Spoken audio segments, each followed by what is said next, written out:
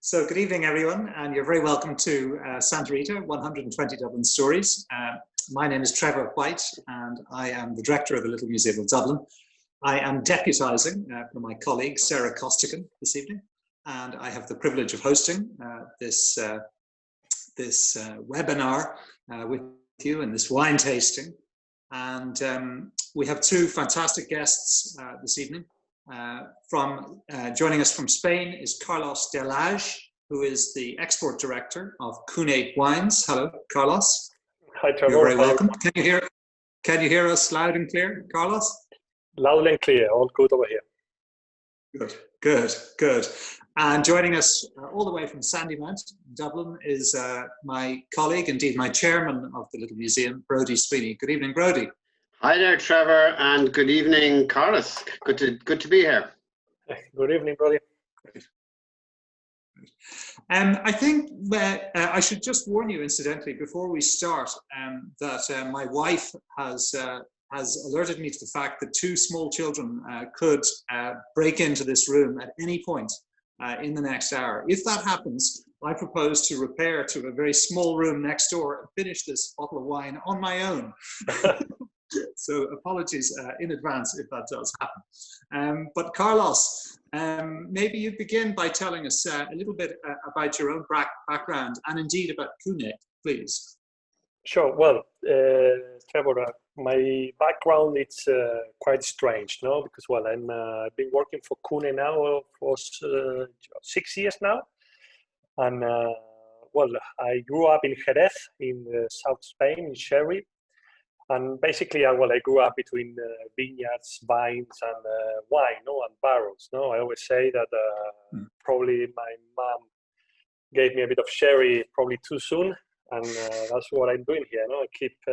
I'm a wine lover.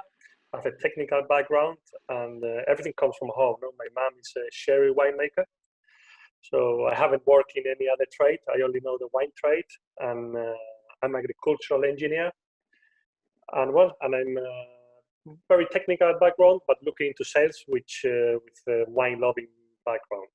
And regarding Cvne, what can I say? Well, Cvne is one of the flagship wineries from Spain. I'm personally extremely very proud to represent worldwide that name now. And Cvne, we are family-owned business. We were founded in 1879.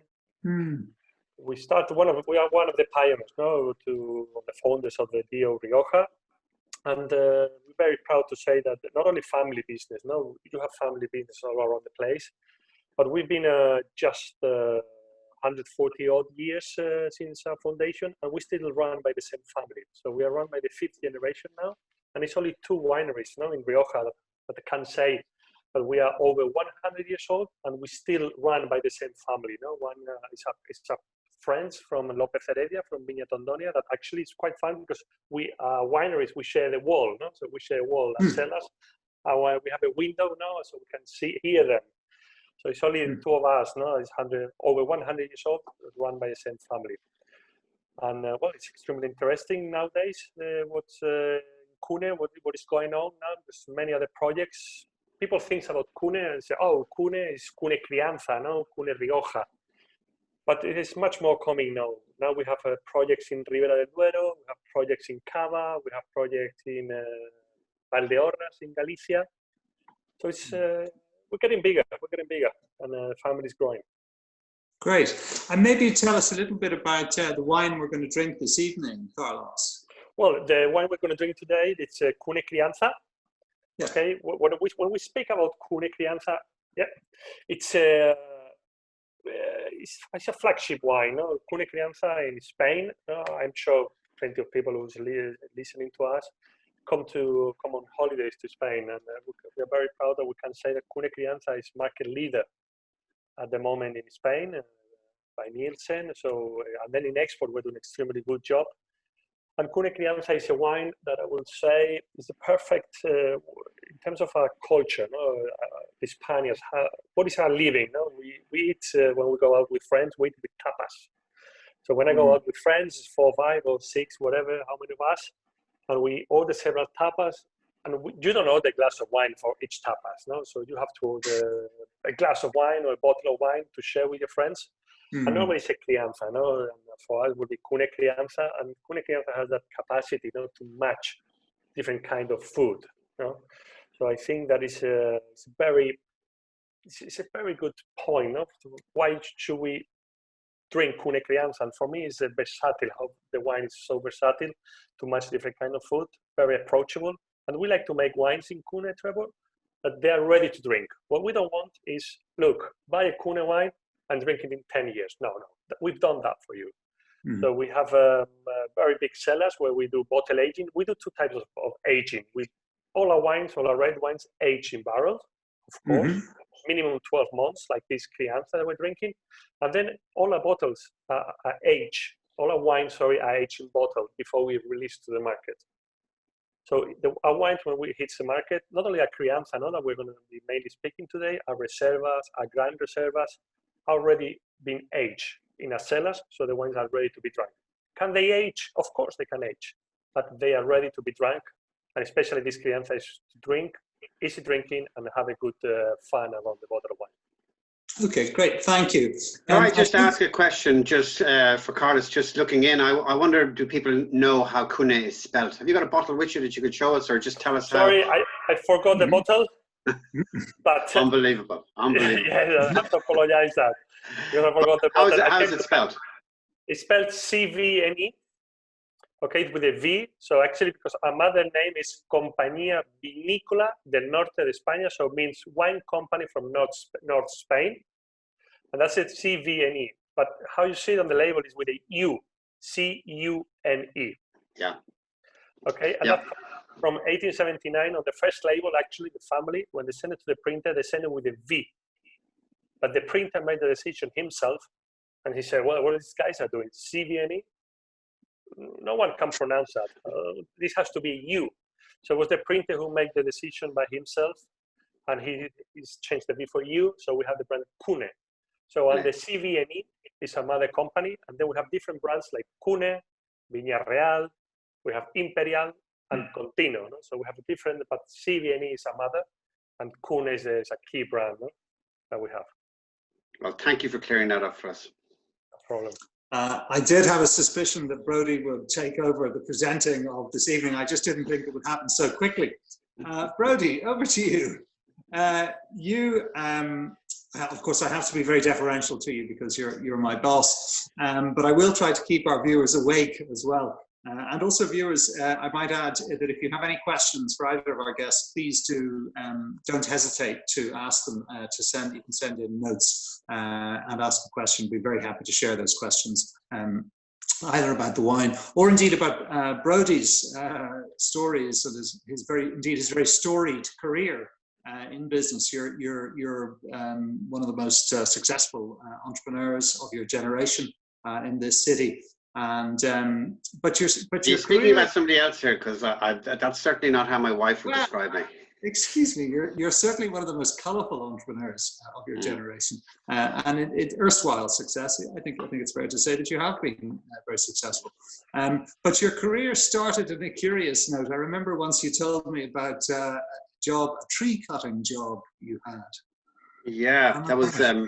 It was probably my first business. Was around 14 or 15 in school, and my father owned a chainsaw, so I got some business cards printed by a friend of mine, and sent them around some of the local big houses that had big trees. And to my shock and horror, I got a call from a very large house in Dalkey who needed some trees cut. And when I called around the house, they must have realised I was a child, but they were desperate.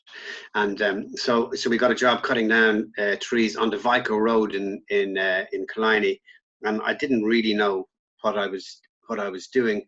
So I employed a friend and my older brother to help me with the job. And we were cutting down a tree anyway towards the start of the job. We weren't very far into it, and I was in charge of cutting down the tree. But anyway, it fell the wrong way and nearly killed my brother. It actually fell across the Vico Road, and the fire brigade had to be called to cut it up because the road was completely blocked. But it nearly killed my brother, and he got an awful fright, and he chased after me right down to the sea. He was really, really upset about it. He's still a bit upset about it. It's quite a long time ago now. And needless to say, the job ended on that day, and that was the end of it. But that was one of my early business ventures. Yeah. That was the end of your career as a tree chopper, I suspect. It was indeed. It was indeed. That was it. I moved swiftly on from that. And then tell us a little bit then, I mean, in the public eye, I suppose you're most synonymous with O'Brien's. Do you want to tell us a little bit about how that idea came to you, or indeed about the founding of O'Brien's? Because it's a business that enjoyed enormous success all over the world. Well, I guess the older viewers here would remember what a sandwich in Dublin looked like back in the early 1980s, and sandwiches for sale came really in three flavors.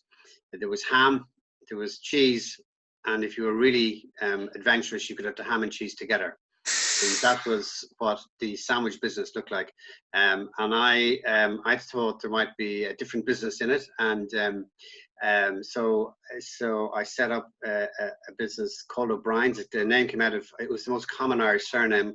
Even then, I had aspirations to take it abroad, and so it became O'Brien's Irish Sandwich Bar. And it's hard to kind of make a sandwich different. So I remember contacting Johnson Mooney O'Brien, great old Dublin brand, and speaking to one of the sales guys there, and I asked him, would he be able to, where they have the machine for cutting up the sliced pans, I asked him, would he be able to take every second tooth out of the saw that they used to cut up the sliced pans? So the slices I got were double thick, and this became the kind of the unique selling point for the business.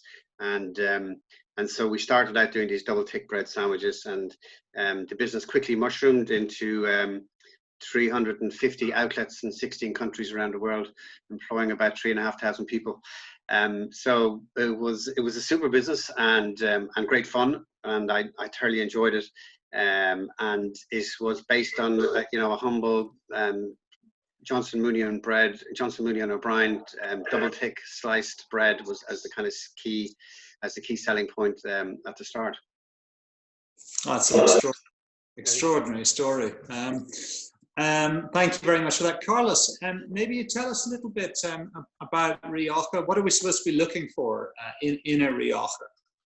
Well, in Rioja, speaking about the wine region, Rioja is quite wide. No, people might think that Rioja is quite small region, but in terms of area, Rioja from north-south is 100 kilometers long, and wide is 40 kilometers wide. So Rioja has varies a lot of in terms of where your vineyards are. And this is what I always say, about Cvne, and Rioja. Why in Rioja is very difficult to start a business from scratch in terms of what you expect from Rioja. First thing is it's a limited region.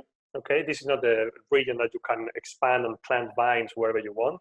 So the best places were already taken, no, by the first people who came there, no, who started the business, no, like Cvne, big brands, Murrieta, Lopez Heredia, and so on. So that's the main thing, no, for Cvne, for Rioja, for me, what I would recommend always people is always try to select those brands that will give you the loyalty that on terms of quality year on year on year, no, because then you see some people that comes in, comes out, but that's where you have the instability, no, in terms of Rioja. And for Rioja, when you drink Rioja, mainly people think is, oh, this is going to be oak. No, there's like plenty of oak. Yes, well, you're going to have oak. Rioja is oak, especially a crianza. No, to be a crianza has to be minimum 12 months in oak. Okay, then Reserva is farther longer, and Gran Reserva is even farther longer. But you have to realize that, for example, in Cvne, no, a way of winemaking, we want really, really to give that freshness and fruit dryness, to make fruit dryness wines with that oak very well integrated into the fruit. Okay, so for me, that's one of the things you get from Rioja is oak, but people don't forget about the fruit, no, because there are some producers like us and some few others that really, really works hardly to have that freshness and that very good acidity and that fruit dryness wines, no? That at the very end is what people really wants to drink, no? Drink fruit on the wine with that complexity coming from the oak also. And how do you do that? I mean, how as a winemaker do you ensure that you have sufficient fruit? Well, it's for me, the winemakers in Rioja, it's they are a bit of a magician, no? Magic. They have to make magic.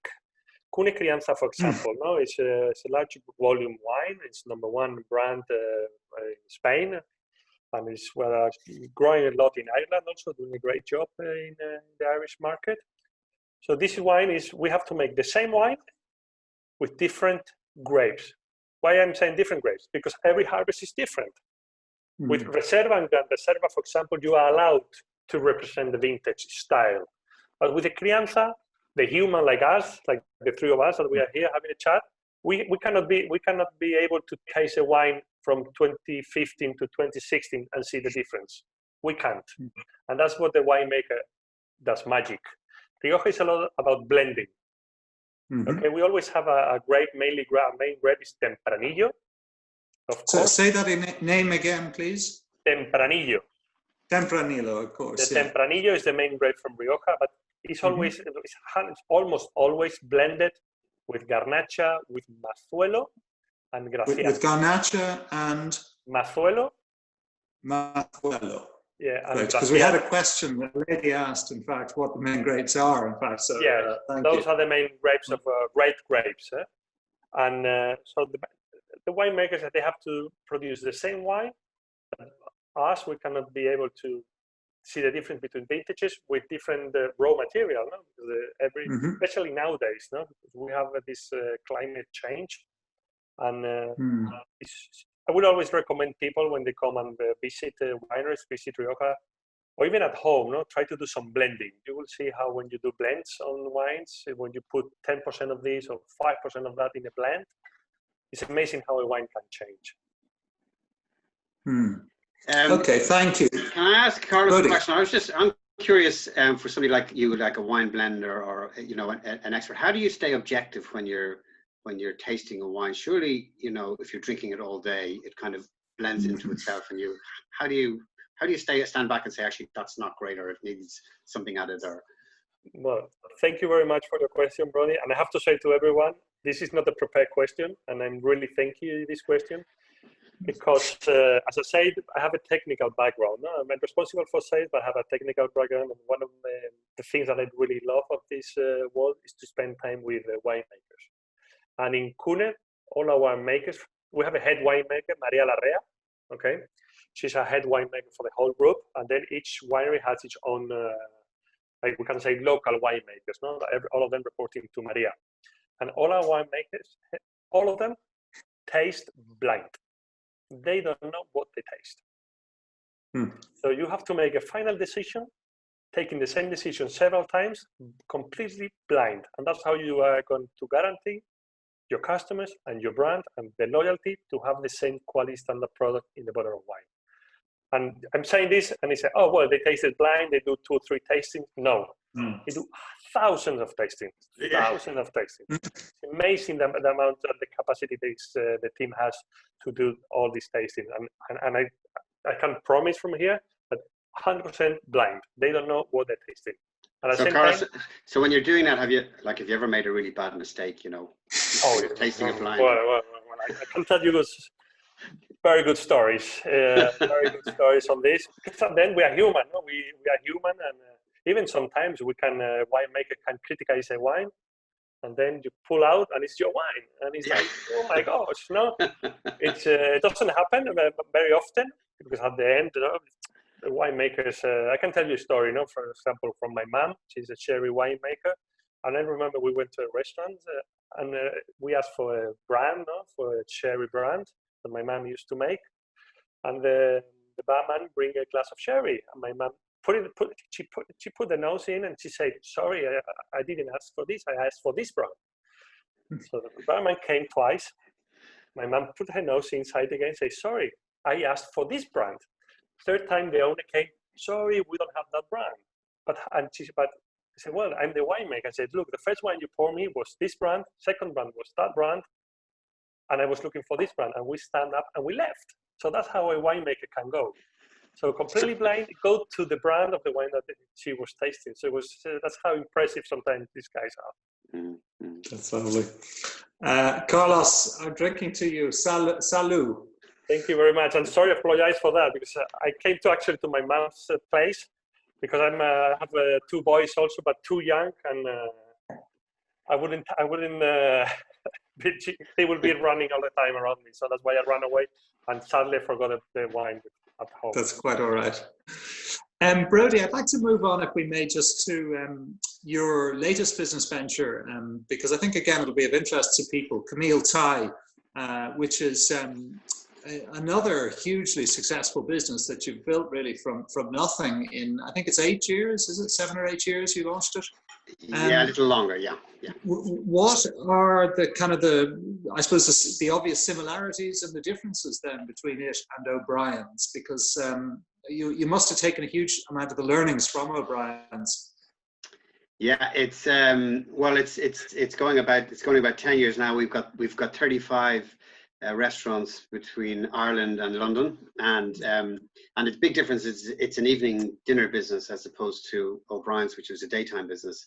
And we are blessed during this coronavirus crisis to be a business that focuses us on home delivery. So we're totally geared. That's what we do. It's a home delivery business. So we cook restaurant quality, delicious Thai food, really good quality ingredients, and we deliver it in about 25 minutes. About 87% of the time.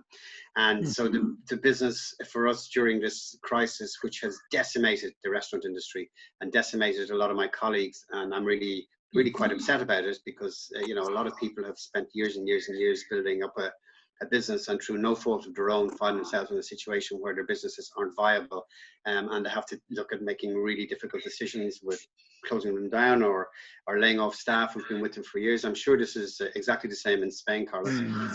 So really difficult time in our industry, and just by a fluke, when I set this business up, we focused on home delivery. We were really interested in people's addiction to screens, and that they were spending ever more time online. And we figured that that went with eating more food at home, as opposed to visiting a restaurant or even cooking it.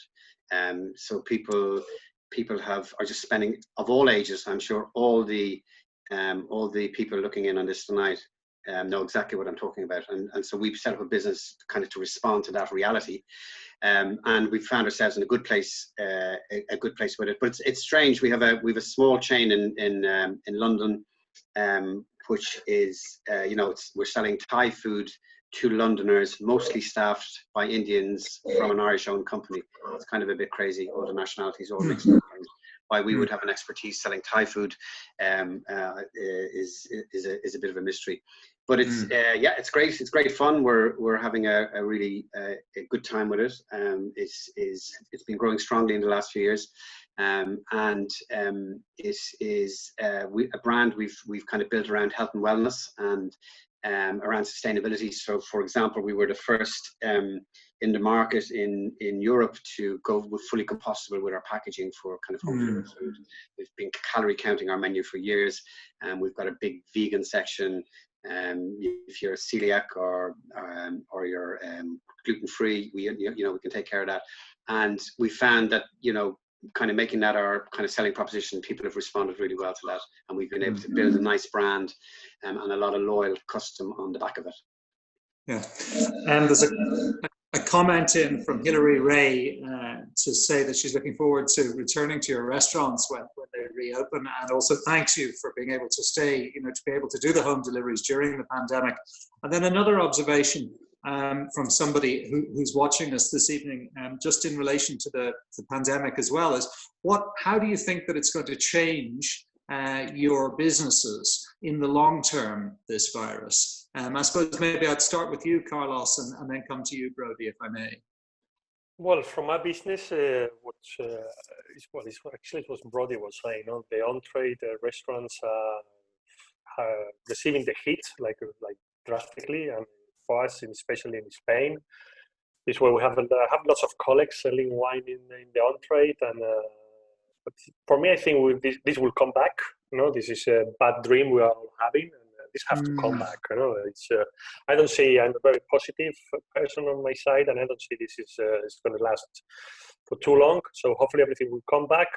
But this is going to it's going to have some heat, in us on our behaviors, and we see more people scared of going out at the moment. So we see our route to market, especially retailers, independent wine merchants, online. So we are doing all the focus there. And at the same time, we are not forgetting all our on-trade customers, restaurants, where we're giving the massive support, trying to support them, give them free stock, giving free bottles of wine, not only for the restaurants, also for the guys that come and have a glass of Cvne, we give a free glass for you. So we're trying to reactivate that, giving all that help and support to our partners, in the on-trade. Have the restaurants reopened in Spain?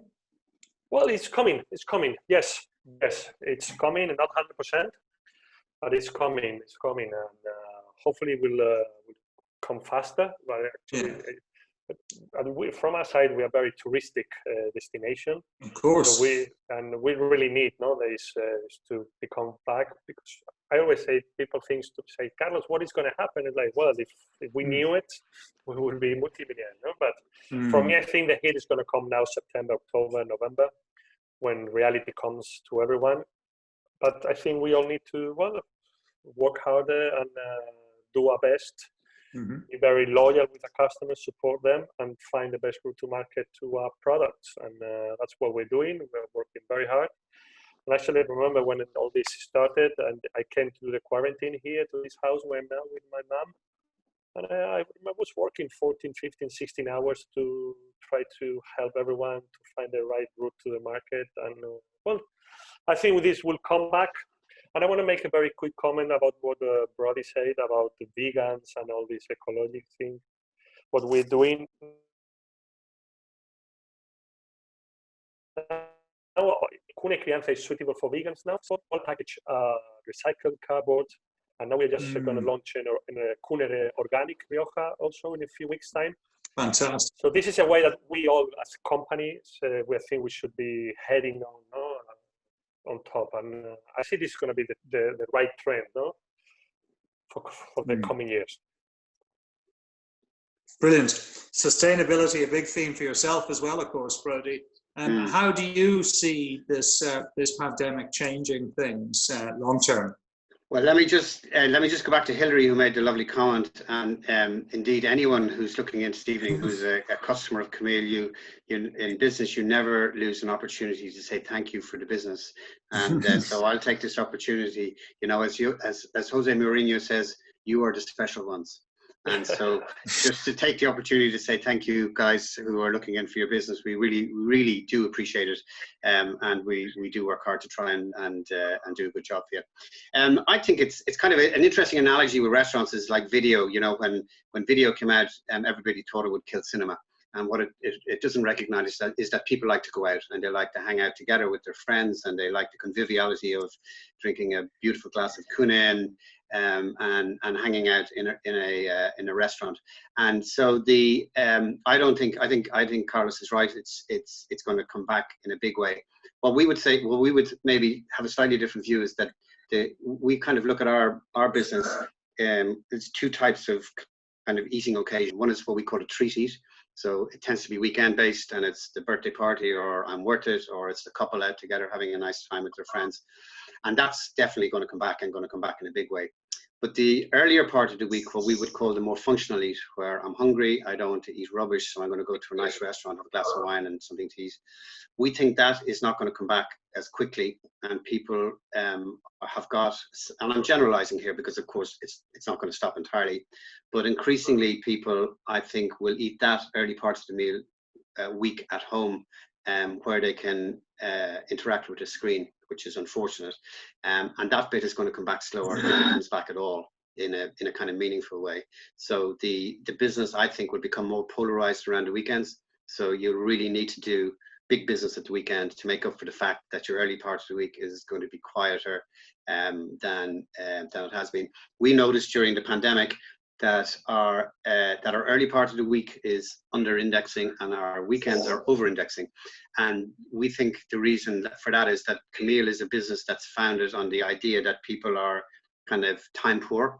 And during the pandemic, they haven't been time poor. They're time rich. And when they're time rich, they're choosing to spend that time at home. You know, they've gone mad baking and cooking and doing recipes and buying ingredients in a way they haven't done for years in the supermarket. But come Friday, they've had enough of that. So they want to get a nice home delivery, and that's where we step in.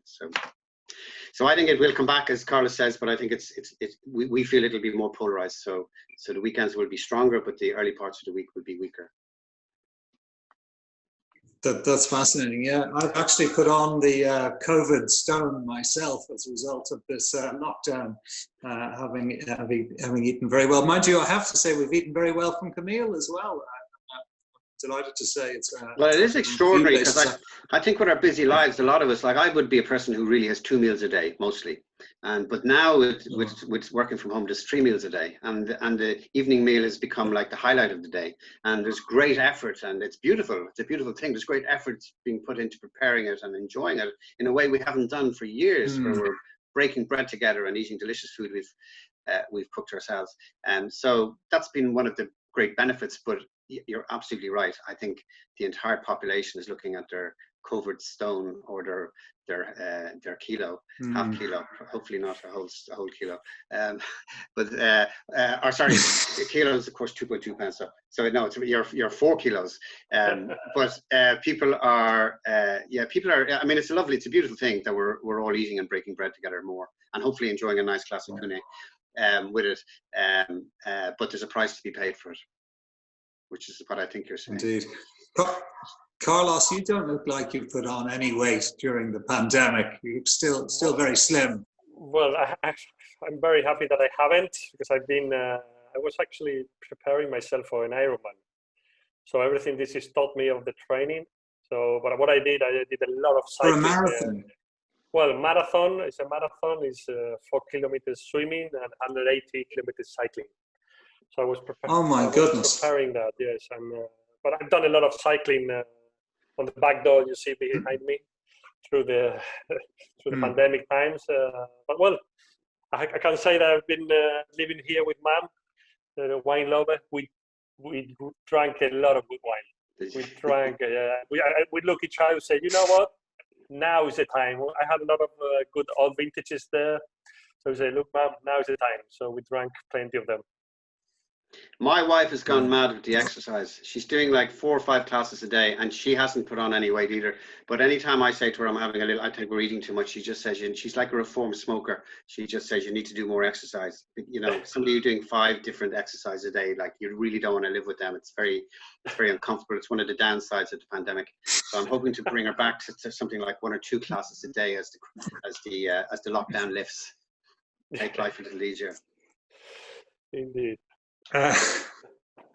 Brody, I'm very keen to ask you a little bit about the museum and your involvement with the museum.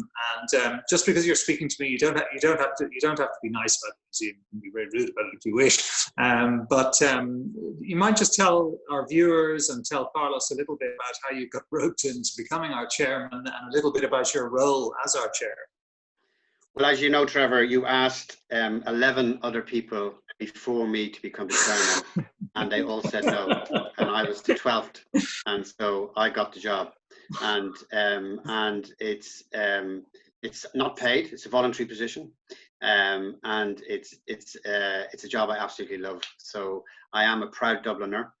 We haven't had a city museum for many years since the Municipal Museum in South William Street closed down.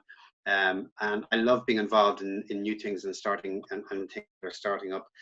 So as you know, I got involved fairly early on. I think at the beginning it was because we had this document in our family, which was a letter from Eamon de Valera to the plenipotentiaries who were being sent to England in 1921 to negotiate a treaty with the British, and we happened to have a copy of that in our house. And my dad was a lawyer in an old firm called Crosscrease down in Norman Quay, and one of the people, the signatories to one of the plenipotentiaries who was appointed, had kept a copy of that letter in my dad's file, and when they were moving office 30, 40 years ago, it fell out of a filing cabinet, and you asked me, could you have it for the museum, and we were very happy to lend it to you, Trevor, by the way. We didn't give it to you, to lend it to you. And so we got involved with the museum from there. And it's a wonderful slice of Dublin life, founded on a few really good Dublin principles. So humor, so trying to tell the story of Dublin with humor, and exercising, of course, great hospitality, because we welcome guests into our museum and into our building, and for the vast majority of them, they're from overseas, and so we have an opportunity to extend that Irish hospitality in a really nice way to them. And then, of course, we're all about history, so we're telling mainly the story of 20th century Dublin, and for a lot of older viewers, indeed for people like my mother-in-law, who's kind of in her late 80s, she says it's not a museum, it's a trip down memory lane, because so much of the history is contemporary to her. So she remembers, Switzers, and she remembers the Millennium milk bottles and Wanderley wagon and all these very unique Dublin institutions, which are, of course, part of our history, but kind of the fun part of the history as well as the serious stuff as well. So I just love doing it. I'm honoured to be part of it.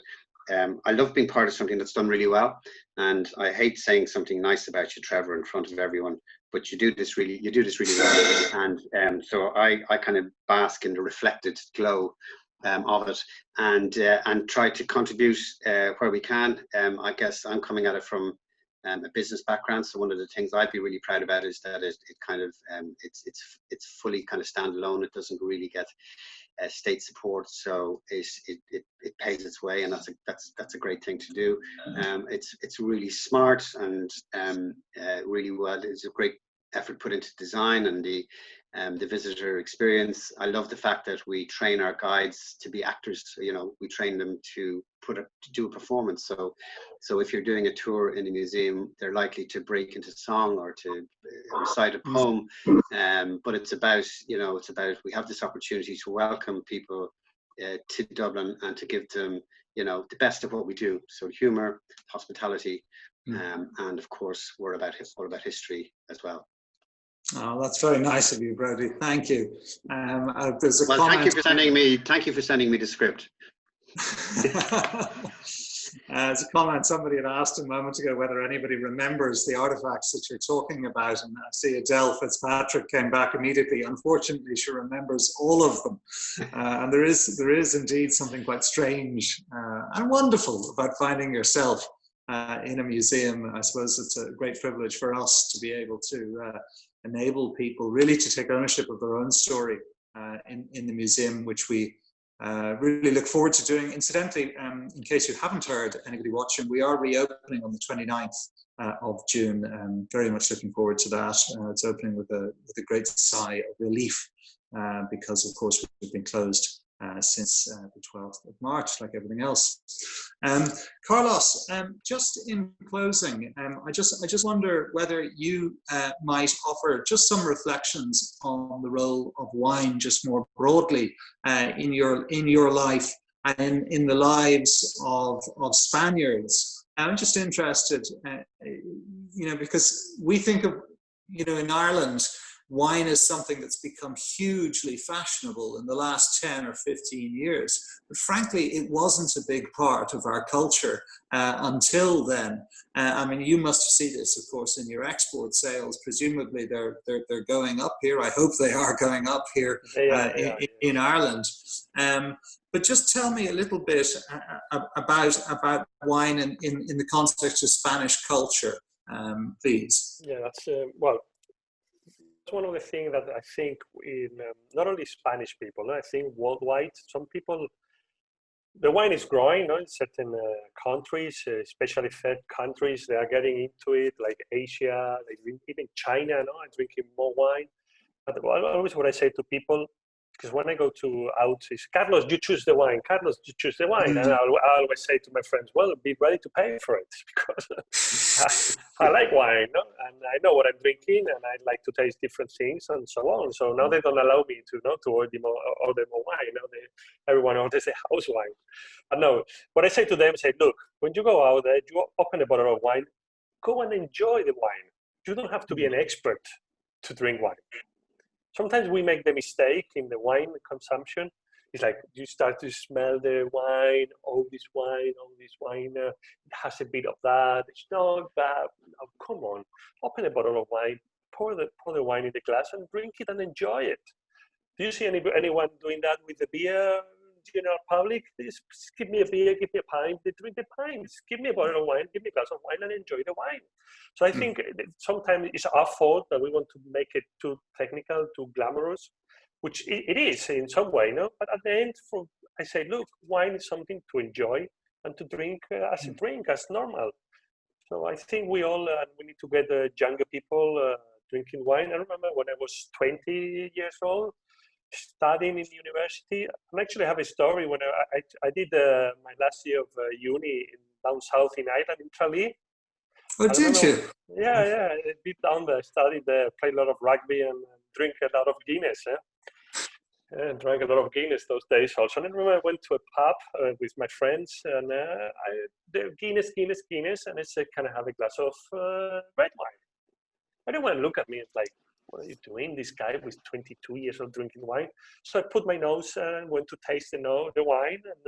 And they start saying to me, oh, come on, Carlos, blah, blah, you are boring. Or why can't you be tasting a wine? I'm like, well, you're drinking a beer, I'm drinking a wine. So we have to make young people to drink wine as they drink beer and enjoy the wine. Keep it simple. Yeah. For me, it's keep it simple. And I don't see any guy looking at the Guinness or pint of Carlsberg or whatever, as it's like something. Enjoy it, and that's always what I say. It reminds me of a story when I was much younger. I had a friend of mine who was he studied wine. He became a complete wine bore, like a real bore. And we were in a very expensive restaurant in France one night having a meal. There was 4 of us, and say 3 of us were having meat with our main course, and he was having fish. So we insisted on ordering a bottle of red wine for us who were having the meat, and a half bottle of white wine for himself because he was having fish. And he spent ages, in the French restaurants, the wine menu was massive, so he spent ages on it, and he made a big fuss about it. And so when the wine came, the bottle of red came for us, and we had the red, and the bottle of white he ordered for us, when it came, it was red. Oh, beautiful. So for 30 years, I have dined out on that story. That's very nice. Plenty of stories like that. Or do blind tasting with your blinds, put it like that, chill the glass of Pinot Noir, put it slightly chilled, and they probably would say it's a white wine, it's a Rosa, and it's a red wine. Yeah. So it's, and then we have to make it easier. Yeah, well, I have to say, Carlos, your delightfully informal attitude to drinking and appreciating wine, in a way, it kind of demonstrates also more broadly why the Irish and the Spanish have such warm relations. And it's such a privilege to have you here this evening. I hope one day we can enjoy a glass of wine together in person. But in the meantime, sure. I have one last question for Carlos, but it does relate to Brody, and that's from Helen. Thank you, Helen, for this very good question. What wine would you recommend with Thai food? Interesting. You have to drink. Has to be Spanish, has to be Cvne, or has to be any worldwide? All right, so Cvne is your first glass of wine, but then your second glass of wine. Look, with Thai food from Cvne, I will go probably for Cvne white wine, Cvne barrel fermented. It's 100% Bura, and it's barrel fermented in American oak, and it's slightly complex with that oak. That oak will give you that vanilla creamy touch that will match. It has a bit of a white pepper also when you taste the wine, and that will match perfectly with the Thai food. And something, if you go to a restaurant, you have a wine, bigger wine list, not a Bible, no, like some restaurants, but I love Semillon, the grape Semillon, probably with Semillon.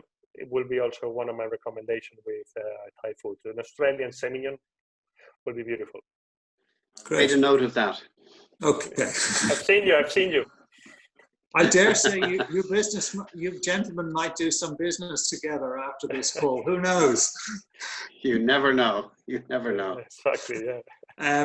In the meantime, ladies and gentlemen, I want to thank you all for joining us this evening. It's been such a pleasure for me, I must say. I hope I have a job in the morning. And I also want to thank my chairman, Brody, for joining us, and from all the way from Spain, Carlos Delgado. So thank you very much indeed, everybody. And salut. Enjoy the rest of your evening.